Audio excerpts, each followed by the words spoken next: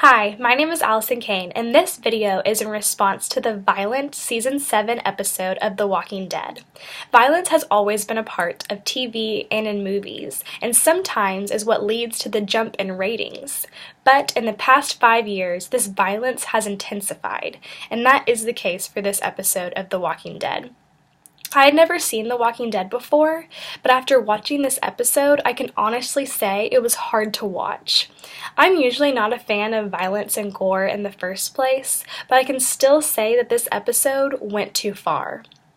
A fan was quoted in an article on Polygram by saying that this episode was too violent and too grotesque, and honestly, I'd have to agree. This violence is simply unacceptable, and because of that, if I were running the network, I would demand cuts. Viewers just don't deserve to see this kind of violence on regular TV. Another fan was quoted in another article saying that brutal death is normal for this show, but in this circumstance, it also went too far. Another article compared this episode to the Red Wedding episode of Game of Thrones, so I watched a clip of that show to compare.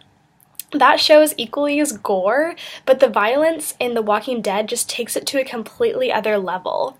I think that if a viewer wants to watch this kind of violence, they should do it on their own time, and that it shouldn't be on regular TV. I honestly don't agree with this level of violence on TV.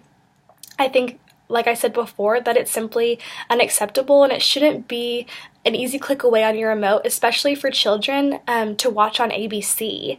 I think that many of the fans and viewers of this show would have seen this episode, which led to the jump in ratings, but the next time they'd be watching a family Christmas movie instead of this violence and this gore.